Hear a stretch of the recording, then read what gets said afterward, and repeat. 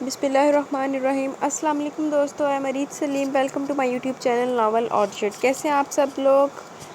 جی تو گائز، جیسا کہ ہم لوگ ناول پڑھ رہے تھے میرے ہو کے رہو، ریٹن بائی درسمن سلیم، اس کی آج ہم سیکنڈ ایپیسوڈ ریڈ کرنے جا رہے ہیں۔ کیسا لگ رہا ہے آپ کو ناول؟ اپنی رائے کا ضرور اظہار کریں۔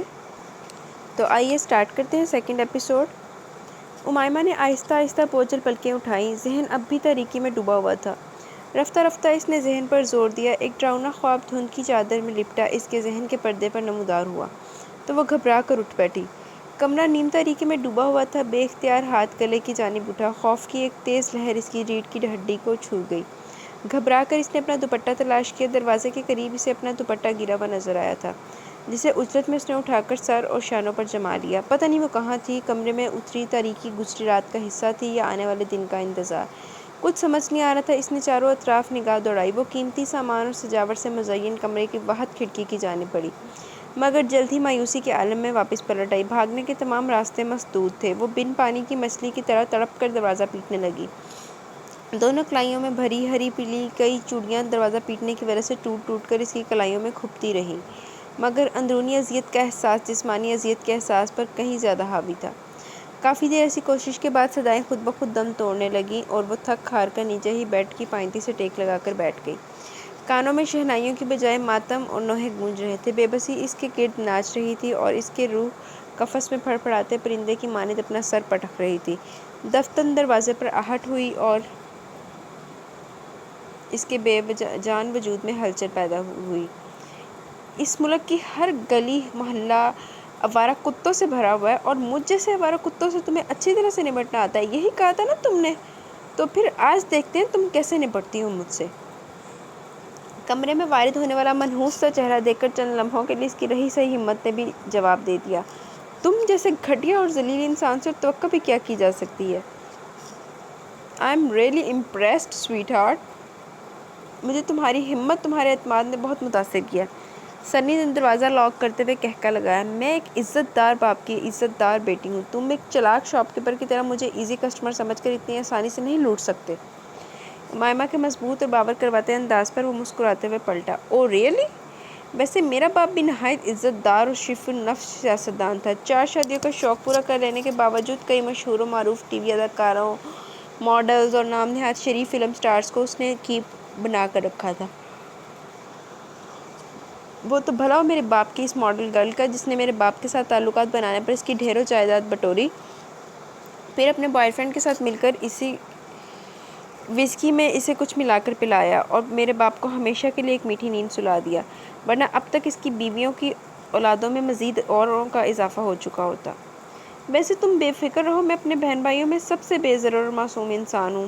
معصوم دی شکل تو دیکھو، چھین کر کھانے کی بجائے ہمیشہ پلیٹ میں سجے سجائے کھانے کا عادی ہوں اور اماؤنٹ ہمیشہ کھانے کے لطف کے مطابق دیتا ہوں، لیکن اس بار تمہارے جوش و خروش نے مجھے مجبور کیا کہ اب مجھے بھی لائف میں تھوڑا چینج لانا چاہیے، اور یہ سب تمہارے غرور کی وجہ سے ہوا۔ سگریٹ کا دھواں ہوا میں چھوڑتے ہوئے وہ کربناک سے لہجے میں بولتا ہوا چند ثانیہ کے لیے رکا۔ تمہاری بہادری کا عملی مظاہرہ دیکھ کر میں نے پل بھر میں یہ فیصلہ کر ڈالا کہ تمہارے ساتھ کچھ وقت گزارا جائے، تمہیں قریب سے دیکھا جائے۔ کیا تھا اگر اس دن میرے ساتھ ڈنر کر لیتی تم؟ اب تمہیں چھونے، تمہیں ہاتھ لگانے پر نہ جانے کتنے ہزار والٹ کا کرنٹ کھانا پڑے گا مجھے۔ سگریٹ ایش ٹرے میں مسلتے ہوئے وہ اپنی ہی بات پر ہنسا، یہ تمہاری سب سے بڑی بھول ثابت ہوگی۔ سنا تم نے؟ مائمہ کے چٹانوں جیسے مضبوط لہجے پر ایک بار پھر ہنسا۔ سویٹ ہارٹ، یہ دعویٰ تم خود میرے قریب آ کر پورا کرو گی یا میں تمہارے قریب آؤں؟ Shut up you bloody bastard! یہ شعلے اگلتے خوبصورت ہونٹ کبھی پھول برساتے کتنے بھلے لگتے ہوں گے۔ اس نے اپنی جینس کی جیکٹ اتارتے ہوئے خیال ظاہر کیا۔ امائمہ نے دفاع کے لیے چاروں اطراف نگاہ دوڑائی۔ سائڈ ٹیبل پر سوائے کانچ کے گلاس کے سے کوئی چیز نہ ملی۔ فار گاڈ سیک، اب یہ گلاس اٹھا کر میرے سر پر نہ دے مارنا، میں پاکستانی فلموں کے ویلن کی طرح اتنی جلدی مرنے والوں میں سے نہیں ہوں۔ آگے مت آؤ۔ گلاس پر اپنی گرفت مضبوط کرتے ہوئے وہ گرائی، تو تم آ جاؤ۔ Shut up! Umaima side table کے ساتھ گلاس کو ہلکی سی ٹھوکر سے توڑتے ہوئے چلائی، میں نے کہا نا آگے مت آؤ، تم بہت پچھتاؤ گے۔ اس نے نوکیلے گلاس کو اپنا ہتھیار بناتے ہوئے حتمی انداز میں دھمکی دی۔ واہ، کس چیز کو ہتھیار بنایا تم نے بھائی؟ مان گئے ضرورت ایجاد کی ماں ہے۔ سنی نے مسکراتے ہوئے گلاس کی جانب اشارہ کیا۔ ایک پل کے لیے اس کی نظریں اپنے ہاتھ کی جانب اٹھی اور دوسرے ہی پل وہ صورت سے اسے اپنی گرفت میں لے چکا تھا۔ 6 فٹ سے نکلتے مرد کا ایک دھان پان سی لڑکی کو قابو کرنا کون سا مشکل کام تھا۔ وہ بھرپور مزاحمت کر رہی تھی۔ اس ننھی سی جان میں اتنا دم ہم کس چکی کا آٹا کھاتی ہو؟ اس نے جھٹکے سے امامہ کا رخ اپنی جانب موڑا۔ اپٹن، تیل، مہندی کی ملی جلی خوشبو سنی کے نتنوں سے ٹکرائی۔ پیلے سوٹ میں وہ گیندے کے پھول کی طرح زرد ہو رہی تھی۔ اچھی خاصی خوبصورت ہو تم، یہ تو تمہیں بارہا بتایا ہوگا تمہارے فیونسی نے۔ تمہاری ماں تمہاری بہنوں کے ساتھ اگر کوئی ایسا کرے تو کیا کرو گے تم؟ بے بسی سے اس کی آنکھیں بھر آئیں۔ میری ماں مجھے پیدا کرنے کے بعد اپنے روشن مستقبل کی تلاش میں آوارگی کے نئے جہان تلاشنے نکل کھڑی ہوئی تھی، اور رہی بات میری سوتیلی بہنوں کی تو وہ خاصی لبرل اور سمجھدار ہیں۔ ایسی سچویشن کریٹ کرنے کی بجائے اپنے بوائے فرینڈ کے ساتھ پہلے تمام معاملات طے کر لیتی ہیں، اور تمہیں کتنی تفصیل سے بتاؤں؟ اس نے امائمہ کو خود سے مزید قریب کیا۔ لعنت تم پر، مار پڑے اللہ کی تم پر جو تم جیسے شیطانوں کی رسیاں ڈھیلی کر دیتا ہے۔ کتنا اچھا لگ رہا ہے نا، تم ایک بے بس کبوتر کی طرح میری گرفت میں ہو، میرے پاس، میں جو چاہے تمہارے ساتھ کر سکتا ہوں۔ اس کی سانسیں امائمہ کے گالوں سے ٹکرائیں۔ امائمہ نے حقارت سے تھوک دیا، یہ اوقات ہے تمہاری میری نظروں میں؟ یو بلڈی بچ! سنی نے اسے دھکا دے کر نیچے پھینکا۔ تمہارا یہ اوور کانفیڈنس، یہ غرور آج مٹی میں نہ ملایا تو میرا نام بھی۔ اس سے پہلے کہ سنی سے دوبارہ دبوچ لیتا، امائمہ نے تیزی سے ٹوٹے گلاس سے اپنی کلائی زخمی کر ڈالی۔ دیکھتے ہی دیکھتے اس کا ہاتھ خون آلود ہو گیا، خون تیزی سے نکل رہا تھا۔ مائی گاڈ! سنی پر اب وحشت اور پاگل پن کی بجائے ایک نئی پریشانی سوار ہوئی۔ امائمہ کی آنکھیں بند اور جسم بے جان ہو رہا تھا۔ سنی نے عجلت میں اس کے چہرے کو تھپکا۔ میں تمہیں اب تک سمجھ نہیں پایا۔ اس نے امائمہ کی کلائی اپنے ہاتھ میں لے کر جائزہ لیا۔ زخم اچھا خاصا گہرا تھا۔ پتہ نہیں کیا چیز ہو تم، سنی بڑبڑاتے ہوئے سائڈ ٹیبل پر کچھ ڈھونڈنے لگا۔ احمق، جاہل، کسی سویتری کی اولاد، خواہ مخواہ ایک نئی مصیبت کریٹ کر دی میرے لیے۔ کلائی سے مسلسل خون بہہ رہا تھا۔ جب مسئلہ حل نہ ہوا تو سنی نے جلدی سے ارسل کا نمبر ملایا۔ اوئے خبیث، کہاں مر گیا؟ فون اٹھا۔ ارسل کال ریسیو نہیں کر رہا تھا۔ سنی نے ری ڈائل کیا۔ ہاں میری جان، بڑی جلدی فارغ ہو گیا۔ ارسل کے لہجے میں حیرانی تھی۔ یار ارسل، اس لڑکی نے ہیروئن بننے کی کوشش میں خود کو زخمی کر لیا۔ واٹ؟ اوئے بکواس انسان، سچ کہہ رہا ہوں میں۔ اب بتا میں کیا کروں اس لڑکی کا؟ یار سنی، میں نے تو فون پہ اس لڑکی کے ہونے والے شوہر کو جتنا ہو سکتا تھا اس سے بدظن بھی کر دیا ہے۔ ارسل تو انتہائی کمینہ انسان ہے، کیا ضرورت تھی اس کے فیونسی سے بکواس کرنے کی؟ وہ ارسل کی پھرتی پہ بل کھا کے رہ گیا۔ اس ساری کی وجہ سے تو کتنا اپسٹ رہا تھا۔ میں تو تیرا بدلہ لیا ہے، اسے کہتے ہیں نیکی کر دریا میں ڈال۔ اچھا اب اپنی فضول بکواس چھوڑ اور جلدی سے مجھے بتا میں کیا کروں۔ رکھ تو بچ گئی ہے نا؟ پتہ نہیں، خون تو بہت بہہ رہا ہے۔ سنی کی نظریں ایک بار پھر اس کی کلائی کی جانب اٹھی۔ تیرے پاس فرسٹ ایڈ باکس تو ہے نا؟ ارسل نے استفسار کیا۔ ہاں آئی تھنک۔ ایسا کر زخم صاف کرنے کے بعد بینڈیج کر دے، باقی میں کچھ دیکھتا ہوں رات کے اس وقت کیا کیا جا سکتا ہے۔ ارسل کی ہدایت کے بعد اس نے موبائل بند کیا اور جلدی سے باہر نکل گیا۔ شوکت حسین کدھر ہو؟ جی سنی صاحب، یہاں کوئی فرسٹ ایڈ باکس ہے؟ جی سنی صاحب، خیر تو ہے؟ خیر ہی تو نہیں ہے، پتہ نہیں اس جھیٹ مٹی سے بنی لڑکی کو کہاں سے اٹھا کر لائے ہو۔ سنی کی چنچلاہٹ کے ساتھ غصہ بھی آ رہا تھا۔ صاحب اچھے خاصے دیندار گھرانے کی لڑکی ہے۔ شوکت جیسے منہ ہی منہ میں بڑبڑایا۔ تم کیسے جانتے ہو اس کے دیندار گھرانے کو؟ سنی کو حیرت ہوئی۔ سنی صاحب، جب میں ارسل صاحب کے کہنے پر اس لڑکی کے ہاں 2-4 دن جاتا رہا تو وہاں ہر دوسرے شخص کی زبان پر اس لڑکی کے گھرانے اور والد کی نیک نامی اور شرافت تھی۔ شوکت حسین کی بات پر سنی کے ماتھے پر بل پڑے تو شوکت حسین نے جلدی سے وضاحت دی۔ وہ جی، مجھے ارسل صاحب نے کہا تھا میں کرایہ دار بن کر اس محلے میں مکان ڈھونڈنے کا ناٹک کر کے اس لڑکی کا اتا پتہ معلوم کروں۔ ارسل صاحب آپ کو خوش کرنا چاہتے تھے۔ میں نے چونکہ اس لڑکی کو دیکھ رکھا تھا، اس لیے انہوں نے یہ کام میرے ذمہ لگا رکھا تھا۔ مجھے تفصیل مت بتاؤ حسین، تم سے یہ پوچھ رہا ہوں کہ لائے کس جگہ سے ہو؟ شوکت نے جگہ کا نام لیا تو وہ ٹھٹکا۔ باپ کا نام کیا بتا رہے تھے تم؟ سنی نے بے چینی سے دریافت کیا۔ وہ جی، کیا بھلا سا نام تھا؟ صادق۔ ہاں جی، پروفیسر صادق سا نام تھا۔ شوکت کے الفاظ تھے یا کوئی بم بلاسٹ ہوا تھا؟ نہ سر پر آسمان رہا تھا نہ پیروں تلے زمین۔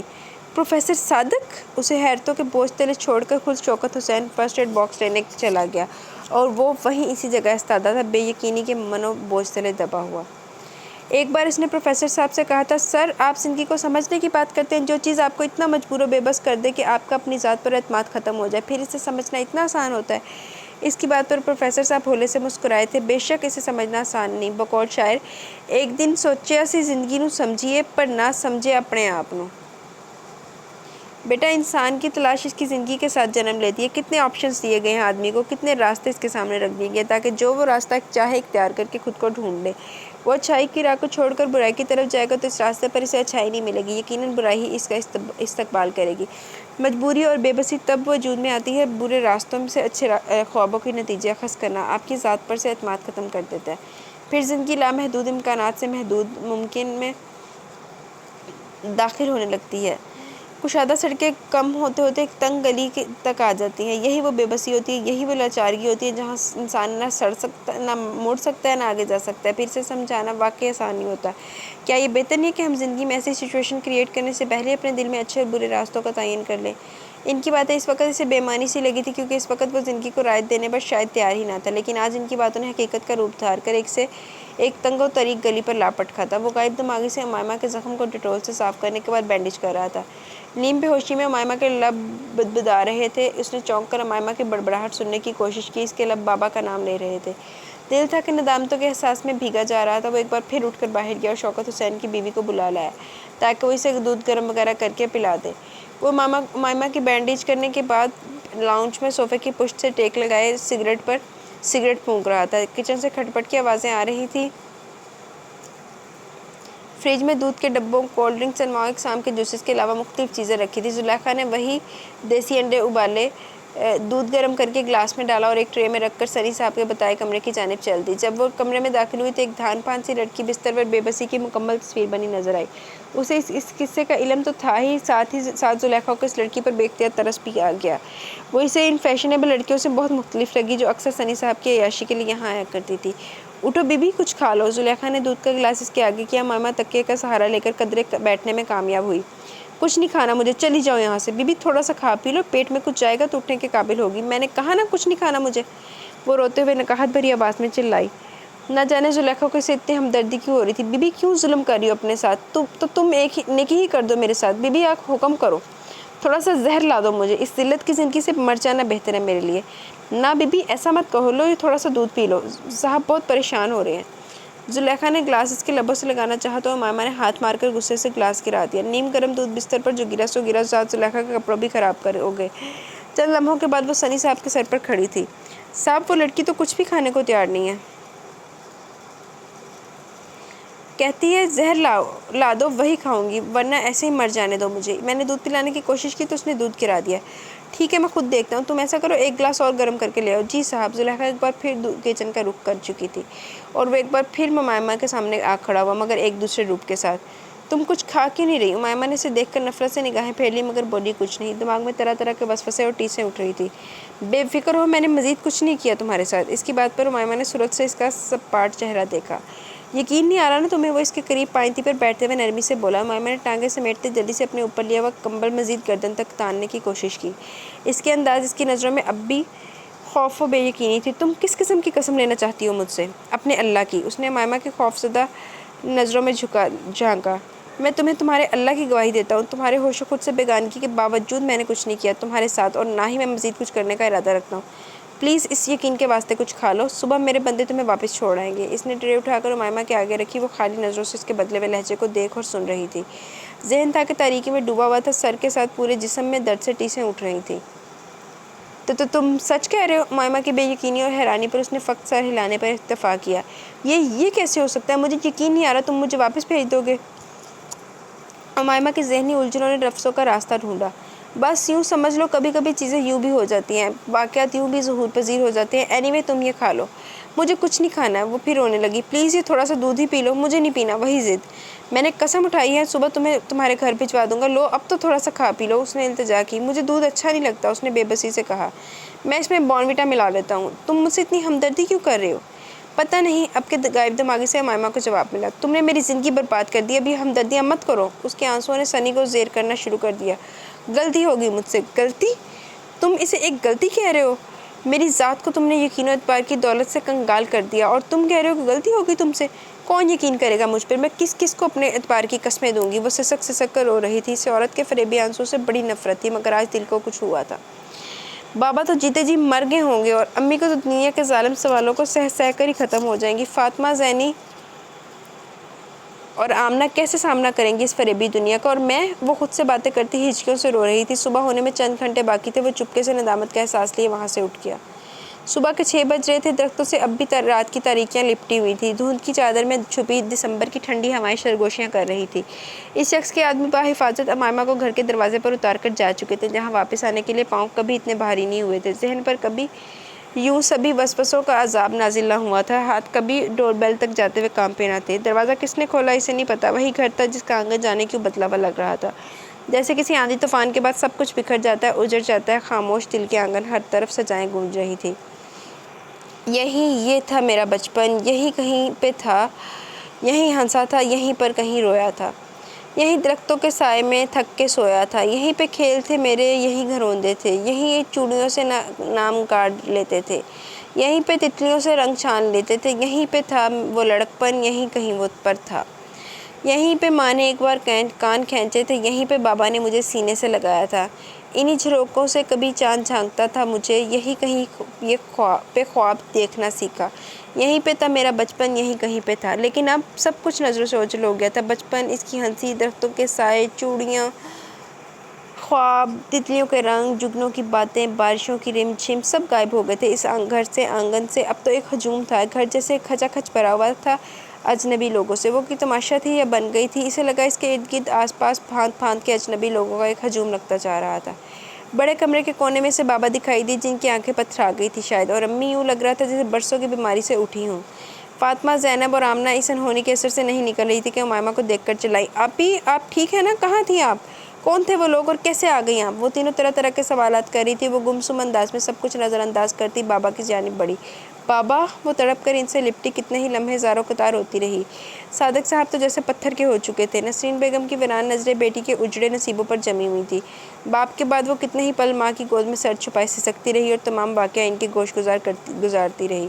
عجیب کہانی ہے جو کم از کم میری سمجھ میں تو نہیں آ رہی۔ زری خالہ کا لہجہ ہی نہیں، انداز بھی خاصا اکھڑا ہوا تھا۔ تمہاری سمجھ میں تو اکثر ہی بہت سی چیزیں نہیں آتی۔ حسان خالو نے بیوی کو ٹپٹتے معاملے کو سلجھانے کی کوشش کی۔ زری بہن، عزت کا معاملہ خدا را سمجھنے کی کوشش کریں۔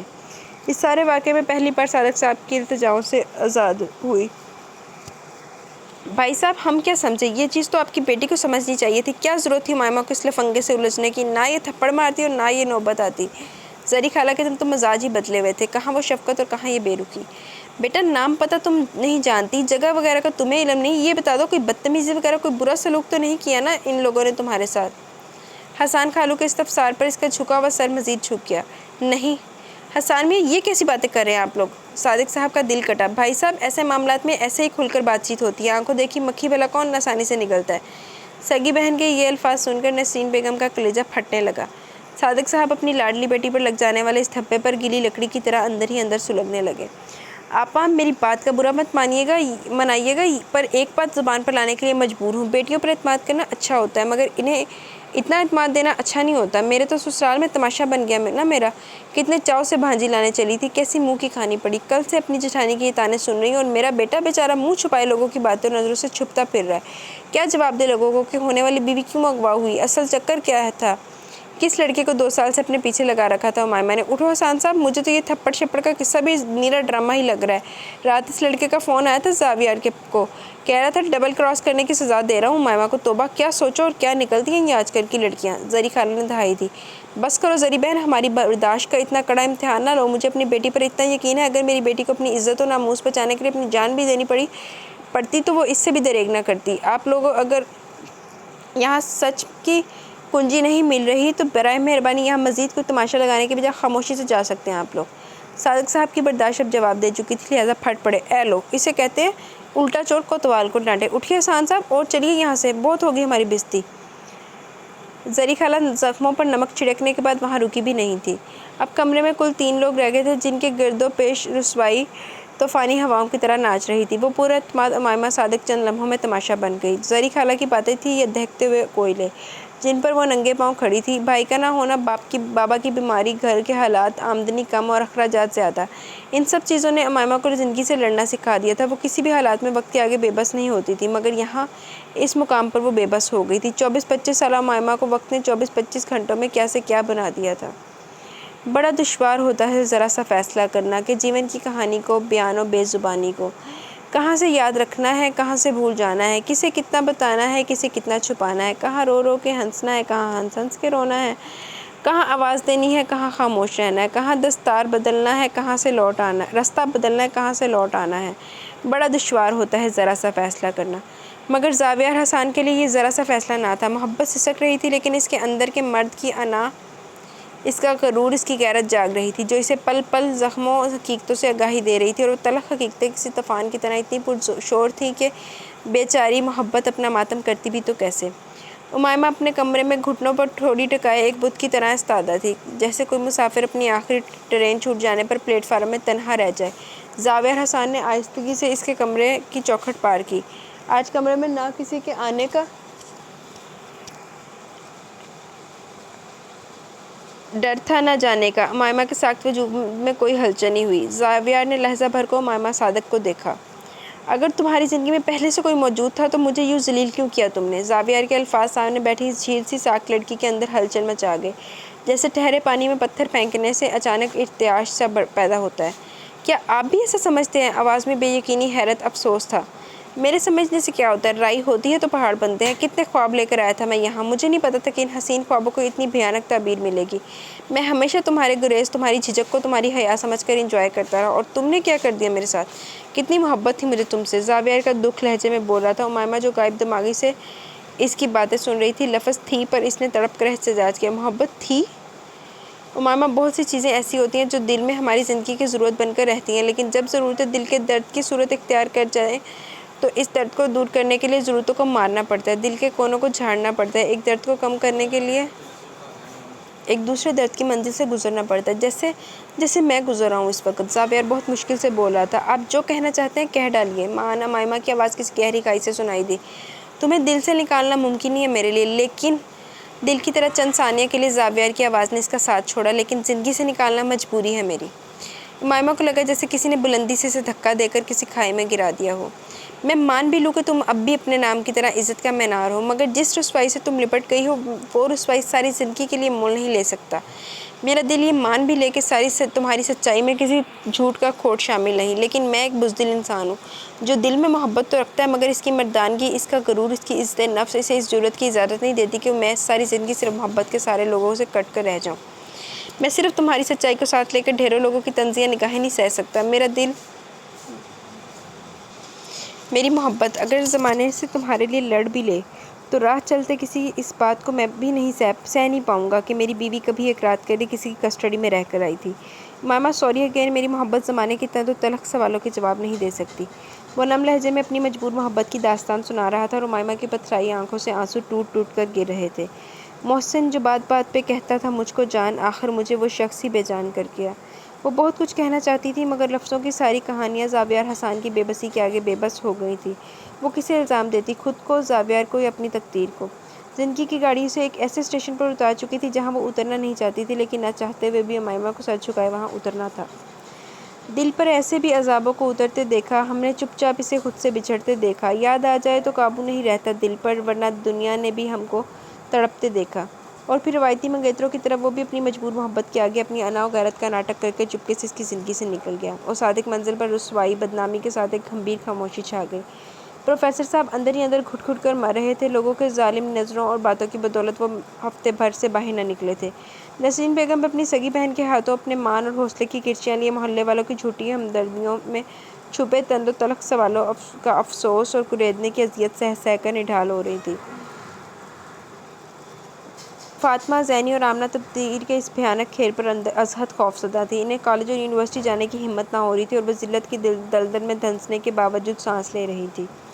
میرے لہجے میں جو آنسو سے اتر آئے ہیں، کتنے برسوں کے ستم آنکھوں میں در آئے ہیں۔ اب خوف ہے جینے کا نہ مر مٹنے کا، تیری چوکھٹ سے جو آئے ہیں تو مر آئے ہیں۔ وہ فارینہ کی گود میں سر رکھے چپ چاپ چھت کو گھور رہی تھی۔ مجھے تو یقین نہیں آ رہا زاویہ اور بھائی بھی ایسا کر سکتے ہیں۔ کہاں وہ محبت کے بانگو بلند دعوے اور کہاں یہ اقدام بے یقینی؟ فاری محبت خود فریبی کے سوا اور ہے ہی کیا؟ جھوٹے وعدے، جھوٹی باتیں اور جھانسے۔ امیمہ کے لب دھیرے سے ہلے۔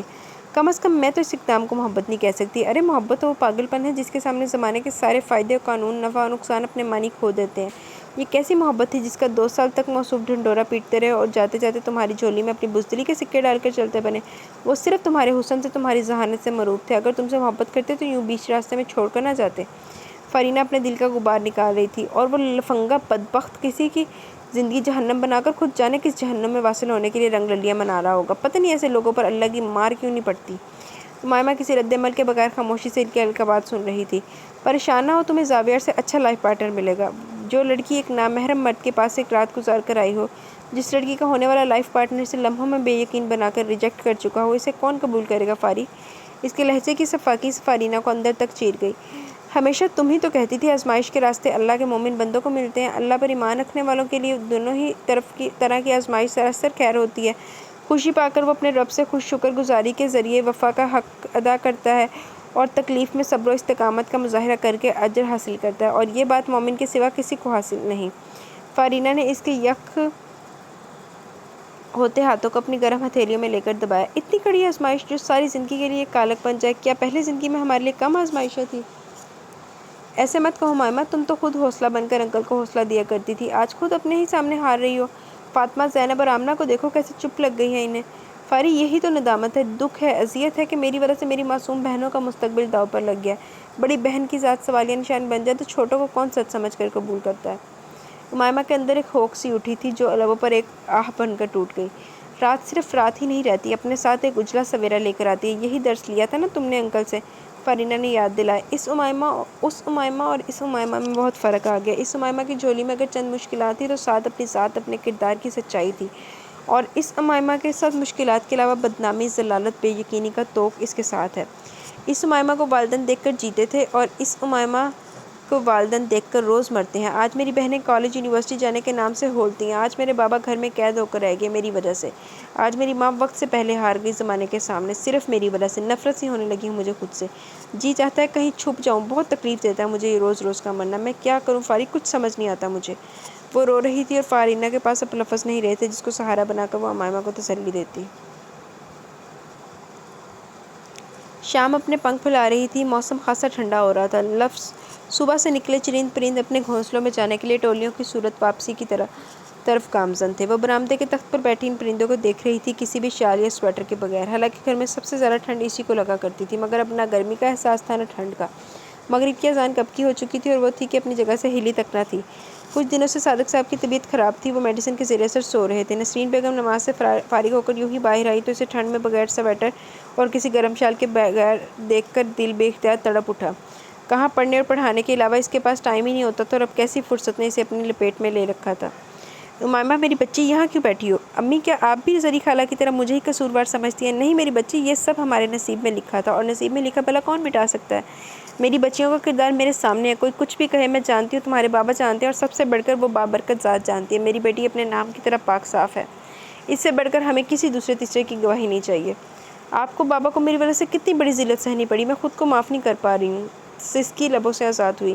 نہیں میری بچی، یہ سب اس اوپر والے کی رضا سے ہے، اس کی آزمائشیں، اس کا حکم ہے جو ہمیں سہنے پر مجبور کر رہا ہے، اسے ہماری عبادتیں بہت پسند ہیں، اس لیے اللہ نے اس کڑے امتحان کے لیے میری شریف النفس 5 وقت کی نمازی والدین کی فرما بردار بیٹی کو چنا۔ بلا شبہ وہ ایک در بند کرتا ہے تو 70 در کھولتا ہے۔ جو ماں تہجد میں اپنی بچیوں کے نیک نصیب مانگے، وہ اس مجبور ماں کو کیسے خالی ہاتھ لوٹا سکتا ہے؟ اور یہ کیا، اب تک تم یوں ہی بیٹھی ہو؟ نماز کا وقت نکلا جا رہا ہے، اٹھو شاباش، نماز پڑھو، اپنے اور ہمارے لیے حوصلے اور صبر کی دعا کرو۔ نسرین بیگم کے لہجے میں ممتا کی نرمیاں گھلی ہوئی تھیں، وہ جانتی تھی بیٹی کو حوصلے دینے کے لیے انہیں اپنے اندر حوصلہ یکجا کرنا پڑے گا، اور وہ کسی حد تک کامیاب بھی ہوئی تھی۔ امائمہ نماز کے لیے وضو کر رہی تھی، صادق صاحب بھی اٹھ بیٹھے تھے، سردی اپنے عروج پر تھی، چائے کی طلب نے انہیں اٹھا دیا تھا۔ نسرین بیگم چائے چڑھانے کچن میں جا رہی تھی جب ڈور بیل کی آواز نے ان کی سوچوں کا رخ موڑا تھا۔ انہوں نے دروازے کے قریب جا کر پوچھا، کون ہے؟ جی پروفیسر صاحب ہیں؟ آپ کون ہو بیٹا؟ جی میں سید درید بخت۔ آپ رکیے بیٹا، صادق صاحب کو بھیجتی ہوں۔ اندر آ کر نسرین بیگم نے اطلاع دی، درید آپ کا پوچھ رہا ہے، میں دیکھتا ہوں، اس بار تو بہت دنوں کے بعد چکر لگایا اس نے۔ صادق صاحب نے بستر کے قریب رکھی اپنی اسٹک پکڑی اور بستر سے اٹھے۔ چیک اپ کا پوچھنے آیا ہوگا، انہوں نے نسرین بیگم سے کہا۔ میں تو کہتی ہوں آپ درید کے ساتھ اس کی گاڑی میں جا کر اپنا چیک اپ کروائیں، آج کل کچھ زیادہ ہی طبیعت خراب رہتی ہے آپ کی، جتنی سانسیں لکھی جا چکی ہیں تب تک تو جیسے زندہ ہوں، یہ روز روز اتنی لمبی مسافت طے کر کے ڈاکٹر کے پاس جانا بھی ایک مصیبت بن گیا ہے۔ بہرحال ذرا اچھی سی چائے بھجوائیے۔ پروفیسر صاحب ڈرائنگ روم کی جانب بڑھ گئے۔ صادق صاحب نے دروازہ کھولا، درید بخت نے آگے بڑھ کر ہاتھ ملایا، درید کو پہلے سے کافی نحیف و کمزور دکھائی دیے۔ بہت دن بعد آئے ہو، خیر تو ہے نا بیٹا؟ انہوں نے شفیق لہجے میں استفسار کیا۔ سر بزنس کے سلسلے میں دبئی گیا ہوا تھا، اس لیے جلدی چکر نہیں لگا سکا۔ آپ سنائیں، میڈیسن تو لے رہے ہیں نا؟ بس بیٹا زندگی آزما رہی ہے اور ہم صبر سے سہ رہے ہیں، یہ بھی مولا کا کرم ہی ہے، وہ کہاں ہر کسی کو آزماتا ہے۔ بیٹی کی شادی طے کر دی تھی، ساری تیاریاں مکمل تھیں، مگر شادی سے محض چند دن پہلے سب کچھ ختم ہو گیا۔ صادق صاحب کی آنکھوں میں آنسو چمکے اور آواز ڈولنے لگی۔ جی سر، مجھے پتہ چلا ہے، بہت افسوس ہوا۔ سید درید بخت احترام سے ان کے سامنے بیٹھا تھا۔ بے شک وہ فرماتا ہے اس نے موت اور زندگی کو اس لیے پیدا کیا کہ تمہارا امتحان لے۔ اولاد کا امتحان بہت کڑا ہوتا ہے۔ اب تو بیٹا اللہ سے یہی دعا کرتا ہوں کہ مجھے اس وقت تک زندہ رکھ جب تک میرے زندہ رہنے میں بھلائی ہو، اور مجھے اس وقت موت دے جب موت میرے لیے بھلائی ہو۔ بہرحال تم سناؤ، کیسی گزری ہے؟ کاروبار کیسا چل رہا ہے؟ سر دعائیں ہیں آپ کی، اچھی بھلی بس گزر ہی رہی ہے۔ درید بخت کے لہجے میں لاچارگی تھی۔ بیٹا 4 چیزیں جس شخص کو مل جائیں اسے دنیا اور آخرت کی ہر بھلائی مل جاتی ہے: اللہ کی نعمتوں پر شکر سے معمور دل، اللہ کا ذکر اور چرچا کرنے والی زبان، مصیبتوں کو سہنے والا جسم، اور ایسی بیوی جو شوہر کے مال کی حفاظت اور عصمت کے ساتھ زندگی گزارتی ہو۔ درید بیٹا، اچھی عورت زندگی اور آخرت کو سنوار دیتی ہے۔ تمہاری زندگی میں کسی چیز کی کمی نہیں سوائے نیک بیوی کے۔ بندہ بہت سی برائیوں سے بچ جاتا ہے، پھر تمہیں تو بہت پہلے ہی اقدام اٹھا لینا چاہیے تھا۔ وہ بہت نرمی سے بول رہے تھے۔ سر آج کل سوچ رہا ہوں شادی کے متعلق۔ یہ تو بہت اچھی بات ہے، ماشاء اللہ۔ سر دل کی بات زبان پر لاتے ہوئے ڈرتا ہوں، نہ جانے آپ کیا سمجھ بیٹھے ہیں۔ وہ ہچکچایا۔ بیٹا میں کچھ سمجھا نہیں۔ صادق صاحب نے وضاحت طلب نظروں سے دیکھا۔ سر اگر آپ برا نہ منائیں تو کیا میں اپنے رشتے کے لیے اپنی تائی جان کو بھیج سکتا ہوں یہاں؟ سید درید بخت ڈرتے ڈرتے دل کی بات زبان تک لایا۔ پروفیسر صاحب کے لبوں سے ایک طویل سانس خارج ہوا۔ وہ متحمل ہوئے۔ سر میں جانتا ہوں شرافت اور نیک نامی آپ اور آپ کے گھر کا تعارف ہے۔ آپ کی جس بیٹی کی شادی ٹوٹی ہے میں انہیں اپنانا چاہتا ہوں، کسی مجبوری یا ہمدردی کے تحت نہیں۔ آپ اور آپ کے گھر سے تعلق جوڑنا میرے لیے اعزاز ہوگا۔ وہ دھیرے دھیرے اپنے دل کا مدعا بیان کر رہا تھا اور سامنے بیٹھے پروفیسر صاحب اللہ کی نوازشات پر اندر ہی اندر سیراب ہو رہے تھے۔ بیٹا تم جب چاہو انہیں لا سکتے ہو۔ بیٹا تم سر آپ تو جانتے ہیں میرے والدین کے متعلق، تائی جان ہی میری ماں بھی ہیں اور باپ بھی۔ وہ بولتے ہوئے رکا۔ میں جانتا ہوں درید بیٹا، وہ جب مناسب سمجھے آ جائیں۔ بہت شکریہ سر، آپ نے مجھے اس قابل سمجھا، مجھے یہ مان دیا۔ وہ مشکور ہوا۔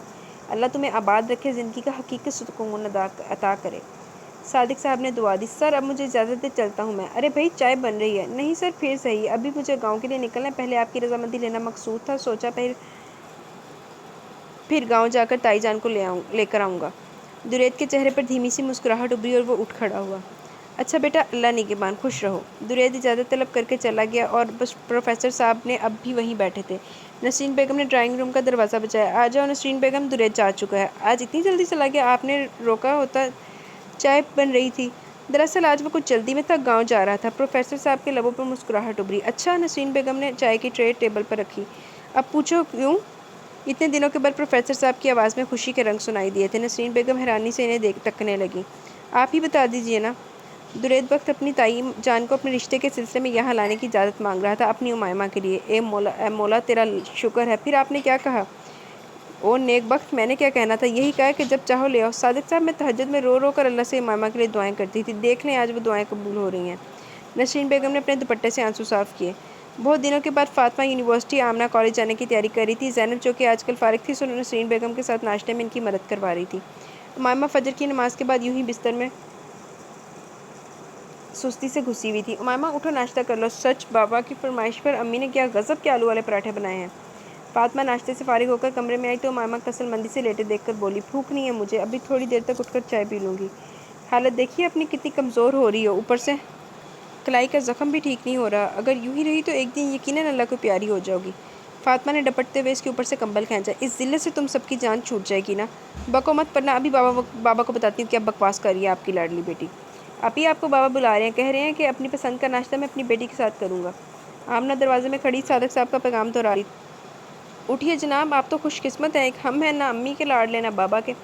فاطمہ نے لہجے میں دنیا جہاں کا درد سمویا۔ امائمہ اٹھتے ہوئے مسکرائی۔ پروفیسر صاحب بڑے کمرے میں دسترخوان پر اس کا انتظار کر رہے تھے۔ السلام علیکم بابا، جیتی رہو، آج میں اپنا پسندیدہ ناشتہ اپنی بیٹی کے ساتھ کروں گا۔ وہ ان کے قریب ہی دسترخوان پر آ کر بیٹھ گئی۔ لو کھاؤ۔ صادق صاحب نے لقمہ بنا کر بیٹی کی جانب بڑھایا۔ امائمہ کی کلائی کا زخم سرد موسم کی وجہ سے ابھی مکمل طور پر ٹھیک نہیں ہوا تھا، لقمہ توڑتے ہوئے اسے درد ہوتا تھا۔ کیوں، ہے نا ذائقہ تمہاری ماں کے ہاتھ میں؟ انہوں نے دھیمی سی مسکراہٹ کے ساتھ تصدیق چاہی تو امائمہ نے ہولے سے سر ہلا دیا۔ بہت دنوں کے بعد انہیں اس موڈ میں دیکھ رہی تھی۔ لو بیٹا، پیٹ بھر کر کھانا، میرا شیر بہت کمزور ہو گیا۔ ان کی بات پر لب مسکرائے لیکن دل میں ہلچل سی مچنے لگی۔ اور بناؤں پراٹھے؟ نسرین بیگم دروازے میں کھڑی پوچھ رہی تھی۔ نہیں بہت ہے، اب تم بھی آ جاؤ۔ اور یہ زینی کہاں ہے؟ زینب چائے لے کر آ رہی ہے اور میں ابھی آئی ہاتھ دھو لوں۔ نسرین بیگم کے جانے کے بعد صادق صاحب دھیرے سے گویا ہوئے۔ ویسے تو ستر بڑا ایماندار بچہ ہے، پائی پائی کا حساب دیتا ہے، مگر آج خود اسٹور پر جا کر دیکھتا ہوں کتنا مال ختم ہے اور کیا کیا چیزیں لانی ہیں۔ امائمہ نے حیرت سے ان کے اندر آنے والی تبدیلی کو دیکھا۔ امائمہ بیٹا، جو کچھ بھی تقدیر نے ہمارے ساتھ کھیل کھیلا اسے بھول جاؤ۔ آج شام میرے اسٹوڈنٹ درید بخت کے گھر سے کچھ مہمان آ رہے ہیں تمہارے رشتے کے سلسلے میں۔ پرانی باتیں بھلا کر آنے والی زندگی کے بارے میں سوچنا شروع کرو بیٹا۔ وقت سب سے بڑا مرہم ہوتا ہے، خود بخود زخم بھرنے لگتے ہیں۔ درید بہت اچھا بچہ ہے، میری بے پناہ عزت کرتا ہے، کوئی لمبا چوڑا خاندان نہیں ہے، بے شک اللہ بہتر لے کر بہترین سے نوازتا ہے۔ تمہاری طرف سے اب مجھے کوئی فکر کوئی پریشانی نہیں ہے۔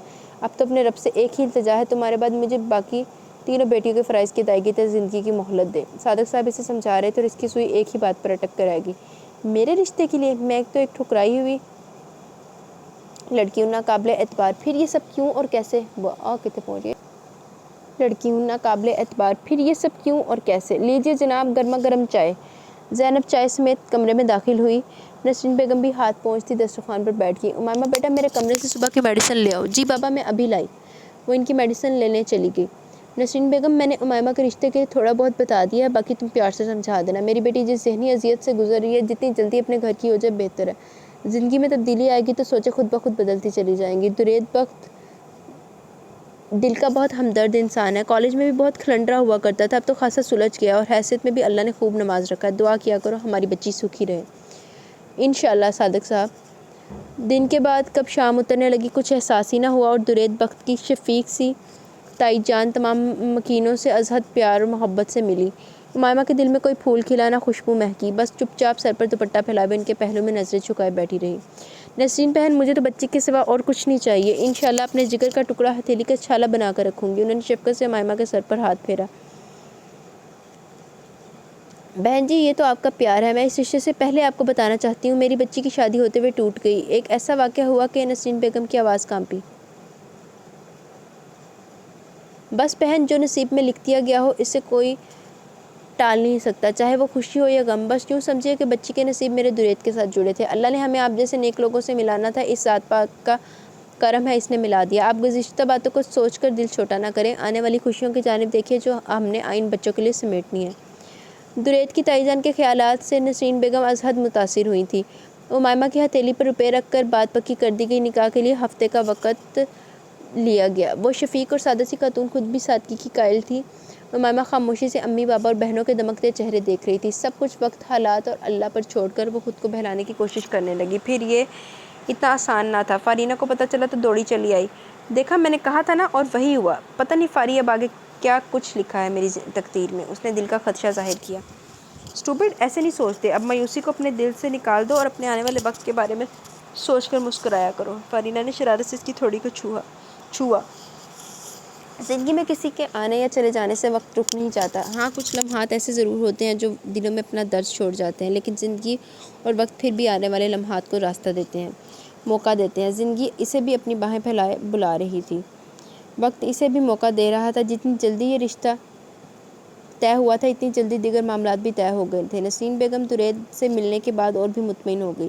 ایک ہفتہ کیسے گزر گیا اسے کچھ پتہ ہی نہ چلا۔ فارینہ نے اسے مہندی لگانی چاہی تو اس نے ہاتھ کھینچ لیا۔ مجھے مہندی مت لگاؤ، مہندی کا رنگ راس نہیں ہے مجھے۔ اور پھر فارینہ نے اصرار بھی نہیں کیا۔ وہ جس ذہنی دباؤ اور خدشوں میں گھری ہوئی تھی فاری اچھی طرح سے سمجھ سکتی تھی۔ امی نے اس کی گزشتہ شادی کے لیے اس کی مرضی کا جوڑا بنوایا تھا جو امائمہ نے پہننے سے انکار کر دیا۔ میں بھولے بسے رشتوں کے ساتھ ان تمام چیزوں کو بھی بھول گئی ہوں، میں نے اور بھی کئی سوٹ بنوائے تھے، انہی میں سے کوئی نکال دیں۔ نسرین بیگم نے بھی زیادہ تکرار کرنا مناسب نہ سمجھا۔ اب اسے پہننے سے انکار مت کرنا بیٹا۔ نسرین بیگم نے ریڈ اور پرپل کمبینیشن کا نفیس سا ہلکا پھلکا کامدار سوٹ نکال کر بیڈ پر رکھا۔ وہ بھی نہا کر آئی تھی۔ فارینہ اس کے لمبے بالوں کو ڈرائر سے خشک کر رہی تھی۔ فاطمہ اور زینی اس کی جویلری اور دیگر چیزیں نکال رہی تھیں۔ منزلیں بھی اس کی تھیں، راستہ بھی اس کا تھا، ایک ہم اکیلے تھے، قافلہ بھی اس کا تھا۔ ساتھ ساتھ چلنے کی سوچ بھی تو اس کی تھی، پھر راستہ بدلنے کا فیصلہ بھی اس کا تھا۔ آج کیوں اکیلے ہیں دل سوال کرتا ہے، لوگ تو اس کے تھے، کیا خدا بھی اس کا تھا؟ لب خاموش تھے لیکن دلوں میں ہزاروں سوال اٹھ رہے تھے۔ بے شک اسے زاویار سے کوئی اندھا عشق نہ تھا، مگر رد کیے جانے کا احساس اتنا قوی تھا کہ زخم پھر سے ہرے ہونے لگے۔ اتنی بے دلی سے شاید ہی کوئی دلہن تیار ہوئی ہو جتنی بے دلی سے وہ تیار ہوئی تھی۔ آنکھوں میں کاجل کی ہلکی سی لکیر اور معمولی سے مسکارے نے بھی اس کی اداس و گہری نشیلی سی آنکھوں کو حسین بنا دیا تھا۔ ہلکے سے میک اپ میں بھی وہ انتہائی خوبصورت لگ رہی تھی۔ زندگی میں کبھی کالج یونیورسٹی میں بھی اس نے میک اپ نہیں کیا تھا، اور نہ ہی نسرین بیگم شادی سے پہلے لڑکیوں کو ایسے حلیے پسند کرتی تھی۔ آج وہ یوں تیار ہوا دیکھا تو بے اختیار اس کی پیشانی چوم لی اور اسے دعائیں دیتے رو پڑی۔ چلو جی، ایک تیار ہیروئن نا کجل لا کے بھی سور جاندیاں، تے کچھ لوگ ہوتے ہیں کہ جڑے منہ تے وہ لیپا پوتی کرتے رہتے پھر بھی انہوں دی شکل بس مطلب کہ نا صورت قابل قبولی ہوتی ہے. خیر چلتے ہیں. There is a big difference between novel heroine and real life پاپا کی پریاں. اچھا جی. درید کے ساتھ بھی زیادہ لوگ نہ تھے، دوست وغیرہ ملا کر 6-7 لوگ تھے. کھانے کے بعد مولوی صاحب نکاح کے چند معززین کے ساتھ کمرے میں آئے. وہ خالی نظر اور بے جان ہوتے ہاتھوں سے نکاح نامے پر مولوی صاحب کی ہدایت کے مطابق سائن کرتی رہی. ذہن میں آنے والے وقت کی بجائے گزرے ہوئے لمحوں کی فریبی باتیں گونج رہی تھیں. زاویار کے وہ شوخ جملے، وہ میٹھی باتیں، وہ کمزور باتیں اور نہ جانے کیا کچھ. امائمہ نے تنفر سے زاویار کے فریبی جھانسوں کو ذہن سے جھٹکنے کی کوشش کی اور نظریں آخری دستک پر جما دی. ایک لمحہ لگا اسے اپنی پوری زندگی درید بخت کے نام کرنے میں، جسے اس نے دیکھا تک نہ تھا اور نہ ہی اسے دیکھنے کی خواہش دل میں جاگی تھی. بھولتا کون ہے وقت کے گھاؤ کو، ہجر کے تن طوفان کی بے یقین لہر میں، وصل کے خواب کی ڈوبتی ناؤ کو بھولتا کون ہے. اس کی رخصتی پر نہ جانے کون کون رویا. شاید سبھی روئے تھے مگر وہ نہیں روئی. خاموشی سے روتے چہروں کو بابل کے آنگن میں چھوڑ کر درید کی تائی کے ساتھ گاڑی میں بیٹھ گئی تھی. لاہور شہر سے نکلتے نکلتے تقریباً آدھا پونا گھنٹہ صرف ہوا. ڈرائیور کے ساتھ اگلی نشست پر بیٹھے درید بخت کو اس نے ایک نگاہ اٹھا کر دیکھنے کی زحمت بھی نہ کی. درید نے بھی پیچھے دیکھ کر کچھ پوچھنا مناسب نہ سمجھا. ایک اس کی تائی جان ہی تھی جو گاہے بگاہے امائمہ سے کچھ کھانے پینے کے متعلق دریافت کر رہی تھی اور وہ نفی میں سر ہلا کر انکار کر دیتی. باڈی گارڈز کی گاڑی ان کے تقریباً 7 سفر میں تھی. تقریباً 1.5 گھنٹے میں وہ شداد نگر کی حدود میں داخل ہو گئے تھے. پھر دیکھتے دیکھتے دونوں گاڑیاں حویلی کے وسیع و عریض پورچ میں آ رکی. سب سے پہلے گاڑی سے درید اتر کر مردان خانے کی جانب بڑھا. درید پتر کہاں جا رہے ہو؟ ادھر تو آؤ. اس نے پلٹ کر دیکھے بغیر ہاتھ کے اشارے سے ابھی آ جانے کا اشارہ کیا. امامہ شلوار قمیض میں ملبوس درید کی پشت ہی دیکھ سکی. آؤ میری بچی، یہ حویلی تم دونوں اور تمہارے بچوں سے شاد آباد رہے. ان دونوں کی گاڑی سے اترنے پر حویلی کا ایک بزرگ ملازم منشی اللہ یار 2 کالے بکرے لے آگے بڑھا.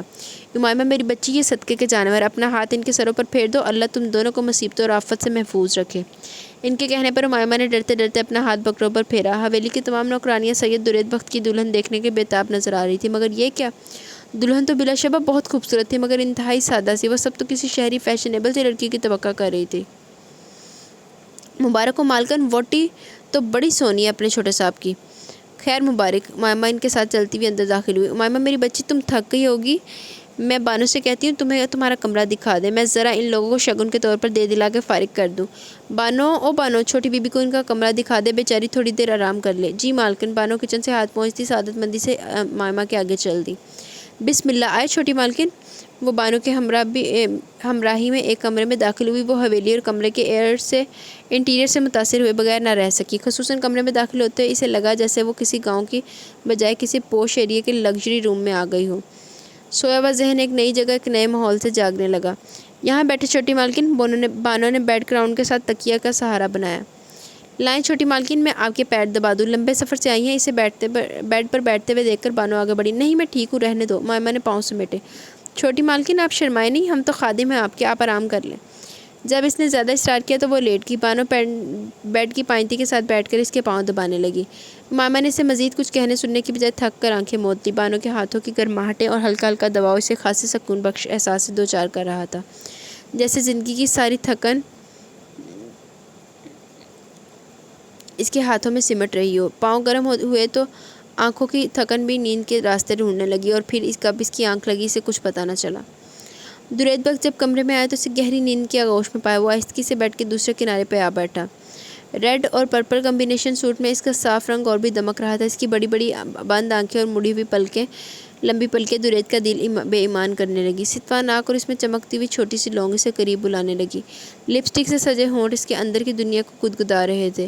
درید کی نظریں اس کے ہاتھوں پر پڑی. ایک ہاتھ کمبل میں تھا اور دوسرا کمبل سے باہر کلائی پر جا بجا زخموں کے نشان دیکھ کر دل عجیب سے انداز میں ڈولا تھا.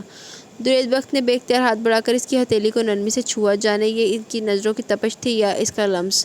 امائمہ جیسے کچی نیند سے یکدم بیدار ہوئی. اپنے قریب ہی درید بخت کو خود پر قدرے جھکے دیکھ کر حواس پوری طرح سے جھنجھنائے تھے. یہ چہرہ، یہ آنکھیں، یہ مسکراہٹ اور یہ لمس تو کبھی بھی بھول نہیں سکتی تھی. جس نے اس کی خوشیوں کے سارے موسموں کو بدنامی کی نظر کیا تھا محض اپنی انا کی تسکین دینے کے لیے. تو تم یہاں کیا کر رہے ہو؟ امائمہ کو اپنی ہی آواز اجنبی محسوس ہوئی. ایلو جی ہون کی ہویا تے کوئی نواں ہی سٹوری نکل آئی. میں سید درید بخت ورث سید بخت عالم، تمہارا سرتاج، تمہارا شوہر، تمہارا مجازی خدا۔ اور وہ چند ثانیہ کو رکا۔ بائی دا وے، اور کیا اول فول کہتے ہیں ہسبینڈ کو؟ چہرے پر بلا کی سنجیدگی تھی مگر نظروں میں لہجے میں شرارت ناچ رہی تھی۔ امامہ کا یوں بدک کر پیچھے ہٹنا اور پھر حیران نظروں سے اس کا دیکھنا درید کے دل میں گدگدی سی ہوئی۔ ایر لو جی، آتے کچھ تو گڑبڑ ہے دیا۔ آج بھی میرے چہرے پر وہی غلاظت اور وہی گندگی درج ہے یا کچھ بہتری کی امید نظر آ رہی ہے تمہیں؟ وہ اس کی ساکت نظروں میں چھانکتے ہوئے پوچھ رہا تھا۔ زندگی نے ایک بار پھر امامہ کو تاریک گلیوں میں لا پٹکا۔ کیا ہو تم، ایک درندے یا ایک بہت بڑے چیٹر؟ دھوکہ دیا، چیٹ کیا تم نے مجھے، میرے بابا کو، میرے گھر والوں کو۔ تمہاری وجہ سے مجھے، میرے والدین کو، میری بہنوں کو ذلت اور بدنامی کی آگ سے گزرنا پڑا، اور تم اتنی آسانی کے ساتھ ایک بھیانک خواب کی طرح ایک بار پھر میری زندگی میں شامل ہو گئے۔ میں چیخ چیخ کر سب کو تمہاری اصلیت بتاؤں گی، تمہارا مکروہ چہرہ بابا کو دکھاؤں گی۔ دھوکہ دیا تم نے ہم سب کو۔ وہ اپنا چہرہ دونوں ہاتھوں میں چھپائے پھوٹ پھوٹ کر رونے لگی۔ لو جی، یہ آیا اب کہانی میں ٹوسٹ۔ یہ تو درید وقت جو تھا صادق صاحب کا اسٹوڈنٹ، یہ تو سنی نکلا ہے۔ چلو جی، اب ہونی ہے سنی صاحب کی کتوں والی۔ ان دی ضلالت پیریڈ سٹارٹ ہونے لگا امامہ کے ہاتھوں۔ چلو جی پڑھتے ہیں آگے۔ درید نے آہستگی سے اس کے ہاتھ ہٹانے چاہے تو امامہ نے تیزی سے اس کے ہاتھ جھٹک دیے۔ مانا کہ میں انتہائی غلط انسان ہوں، قابل نفرت، مکروہ اور فریبی ہوں۔ میری وجہ سے تمہیں، تمہارے گھر والوں، پورے گھر والوں کو ذلت کے عذاب سہنے پڑے، لیکن میں نے پروفیسر صاحب سے کوئی فریب نہیں کیا، کوئی دھوکہ نہیں دیا انہیں۔ میں نے اپنی زندگی میں صرف دو لوگوں کی عزت کی ہے، پہلی میری تائی انو اور دوسری پروفیسر صاحب۔ اور یہ بات تو تم بھی اچھی طرح سے جانتے ہو کہ ہم جن کی دل سے عزت کرتے ہیں ان کی عزت کو نیلام نہیں ہونے دیتے۔ میں انو اور پروفیسر صاحب کے لیے درید بخت تھا، ہوں اور ہمیشہ رہوں گا۔ سنی میں صرف اپنے لیے ہوں۔ اور رہی بات تمہیں کڈنیپ کروانے اور پھر تم سے نکاح کرنے کی، تو جب میرے فرینڈ ارسل نے تمہیں کڈنیپ کروایا تو مجھے نہیں معلوم تھا کہ تم پروفیسر صاحب کی بیٹی ہو۔ جب مجھے پتہ چلا تو میں نے خود کو ڈھیروں لعن طعن کرنے کے بعد تمہیں واپس بھجوا دیا۔ جب تمہارے اس بدذوق احمقوں کی دنیا کے بے تاج بادشاہ کزن زاویار حسان نے تمہیں ریجیکٹ کیا تو مجھے ازحد افسوس ہوا۔ ایک دکھ، ایک ندامت تھی میرے اندر جو مجھے سونے نہیں دیتی تھی، میرا سکون غارت کیے رکھتی تھی کہ میری وجہ سے ایک با کردار لڑکی کا کریکٹر سوالیہ نشان بن گیا۔ اور پھر زندگی اور موت کی جنگ لڑتے پروفیسر صاحب کے شملے پر لگا ہوا بدنامی کا داغ دھونے کے لیے میں نے تمہارے لیے خود کو پیش کر دیا۔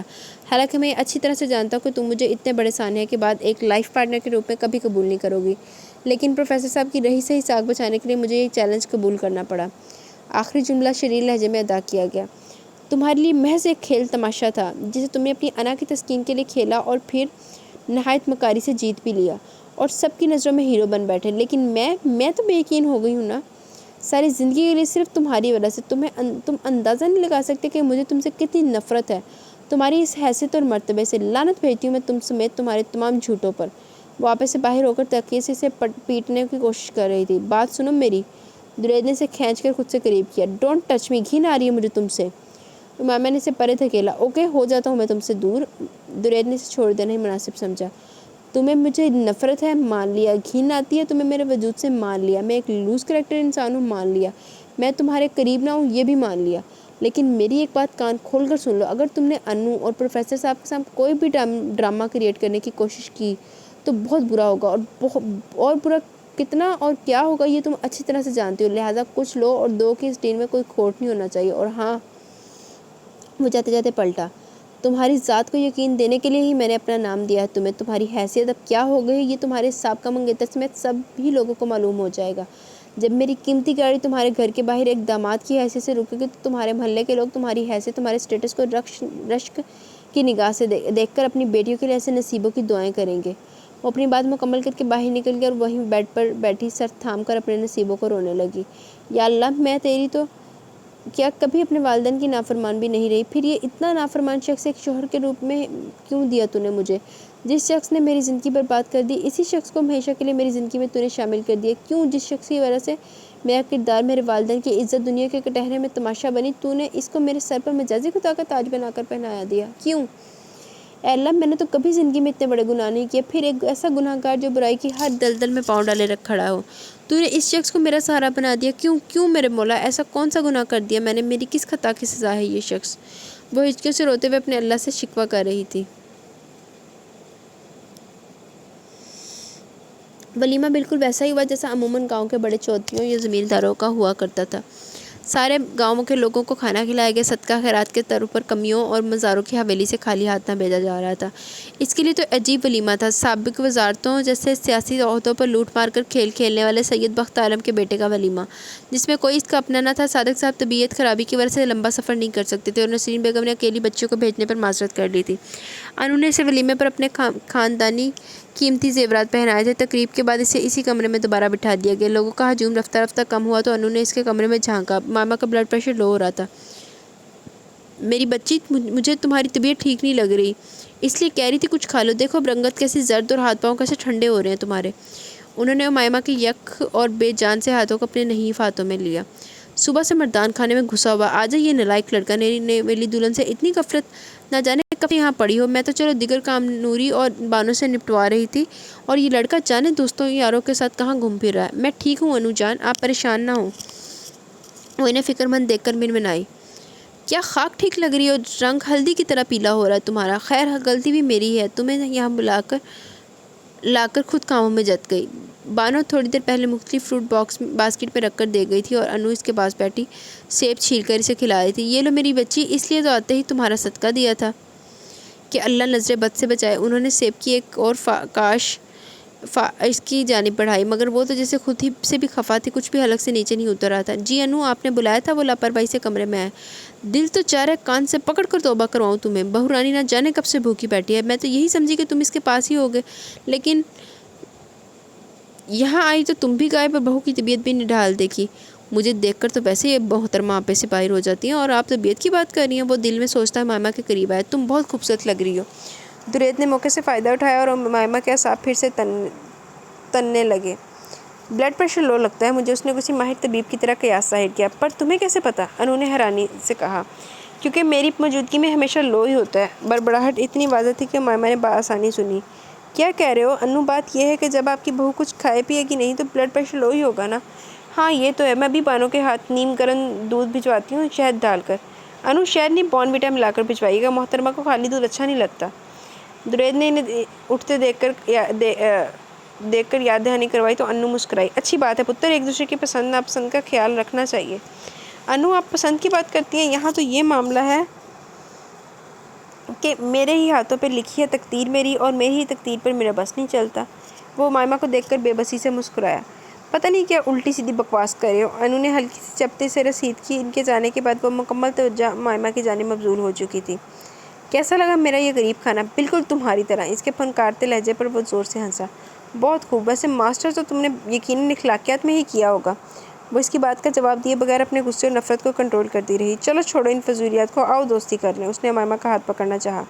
تم سے دوستی تو قیامت تک نہیں ہو سکتی۔ اس نے تنفر سے اس کا ہاتھ جھٹکا۔ اتنی لمبی دشمنی؟ یعنی ہمارے بچے تو اس دنیا میں آئے بغیر ہی اس دشمنی کی بھینٹ چڑھ جائیں گے؟ مجھ سے تو یہ سب برداشت نہیں ہوگا۔ وہ اس کے سامنے کوہنی کے بل لیٹا کفِ افسوس مل رہا تھا۔ تو چھوڑ دو مجھے تنہا، مت کرو برداشت، چلے جاؤ یہاں سے۔ ڈپریشن تھا کہ کم ہی نہیں ہو رہا تھا۔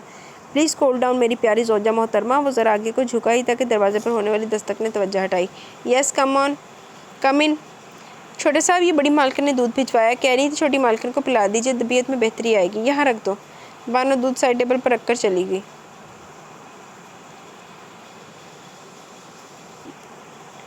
طبیعت میں بہتری والی بات ہے تو جناب ہم خود یہ زحمت کیے دیتے ہیں۔ وہ دودھ کا گلاس لیے اس کے قریب آیا۔ اگر زحمت ہی اٹھانی ہے تو کہیں سے زہر لا دو، میں تم جیسے گندگی میں لتھڑے شخص کے ساتھ ایک پل بھی نہیں گزار سکتی۔ خالص زہر تو گاؤں میں دستیاب نہیں ہوتا، البتہ چوہے مار گولیاں کافی مقدار میں دستیاب ہو سکتی ہیں، وہ میں تمہیں ایک آدھ دن میں لا دوں گا۔ فی الحال یہ دودھ پی لو اچھے بچوں کی طرح۔ انو جان نے پیغام بھجوایا ہے میں یہ دودھ تمہیں اپنے ہاتھوں سے پلاؤں۔ اب میں چکا ہوں کہ کوئی بات ٹال نہیں سکتا تو سویٹ ہارٹ نہایت مجبوری ہے میری۔ اس کی لاچارگی پر وہ پل کھا کر رہ گئی۔ تم ایک نہایت ڈھیٹی انسان ہو، کتنی بار بتاؤں تمہیں کہ تمہیں دیکھ کر مجھے ہر چیز سے حتیٰ کہ اپنے آپ سے بھی نفرت ہونے لگتی ہے۔ Thanks for this complement. تمہارے یہ تعریفی کلمات کچھ دیر کے لیے ڈھل نہیں سکتے محبت بھری ڈانٹ پہ۔ محبت؟ اور تمہارے لیے ساری زندگی عزت افزائی کے حقدار رہو گے تم۔ جاتے جاتے زاویار تو مجھے ہمیشہ کے لیے خالی کر گیا۔ ویسے زاویار میاں، آپ نے ہمارا حق غصب کر کے اچھا نہیں کیا۔ اس کا نام مت لو میرے سامنے۔ کیوں؟ وہ اور طرح یاد آتا ہے تمہیں؟ ہار ماننا تو کبھی درید نے نہ سیکھا تھا، جان بوجھ کر اسے زج کیا۔ Just shut up. چلیں جی، آپ کہتی ہیں تو شٹ اپ ہی صحیح۔ ویسے آپ کے ساتھ تو بیٹھ کر بھی بندے کو مسلسل زلزلے کے جھٹکے ہی محسوس ہوتے ہیں۔ اچھا یہ بتاؤ، میں اپنا خیمہ باہر لان میں لگاؤں یا حویلی کی چھت پر؟ بڑا ڈیٹ بندہ بھائی۔ یہ گاؤں تمہارا ہے، یہ حویلی تمہاری، یہاں کی ہر چیز تمہاری ملکیت ہے، تمہیں حق حاصل ہے اس حویلی، اس کمرے کی ہر آسائش پر۔ میرا کیا ہے، اپنی مرضی سے میں نہ یہاں آئی ہوں نہ یہاں سے جا سکتی ہوں، کہیں بھی کسی بھی کونے میں رات بسر کر لیا کروں گی۔ امامہ تکیہ اٹھا کر بیڈ سے نیچے اتر آئی۔ عورت کی ان مکاریوں اور چالاکیوں سے وہ کبھی مرعوب نہیں ہوا کرتا تھا، مگر اس لڑکی کی تلخ باتوں نے نہ جانے کے دل کو ٹھیس پہنچتی تھی۔ ہاں یہ گاؤں، یہ حویلی میری ملکیت ہے، مگر ان سب چیزوں کے علاوہ میری ملکیت تو تم بھی ہو۔ اسے شانوں سے پکڑ کر خود سے قریب کیا۔ مت بھولو کہ اس ڈیل میں تم نے کیا کہا تھا۔ وہ جیسے اپنے ہی جال میں پھنس گیا، ہاتھوں کی گرفت خود بخود نرم پڑ گئی۔ تم نیچے یا صوفے پر مت سونا، گاؤں کی سردی بہت غضب ڈالتی ہے تمہاری طرح، اور مجھے اچھا نہیں لگے گا، میں ادھر ادھر کسی بھی کمرے میں سو جاؤں گا مگر انو کو پتہ نہ چلے۔ ہماری شادی سے وہ بہت خوش ہیں اور میں اس کی واحد خوشی کو غارت نہیں کر سکتا۔ وہ کمرے سے نکلا تو امائمہ نے سکون کا سانس لیا۔ امائمہ نے عجلت میں اپنا سیل فون آن کیا تو فرینہ کے ڈھیروں میسیجز موصول ہوئے، جن میں بہت ساری بیسٹ وشز کے ساتھ بہت ساری گالیاں بھی درج سے۔ اس کے ہونٹ بے اختیار مسکرائے۔ امائمہ نے جوابی میسیج لکھ کر سینڈ کیا اور کال ملائی۔ ٹائم تو زیادہ ہی ہو چکا تھا، یقیناً اس وقت سب عشاء کی نماز سے فارغ ہو کر سونے کی تیاری کر رہے ہوں گے۔ اس نے دل میں خیال ظاہر کیا لیکن کال ریسیو کی گئی۔ السلام علیکم امی۔ جی امی، میں بالکل ٹھیک ہوں اور وہ بھی ٹھیک ہیں۔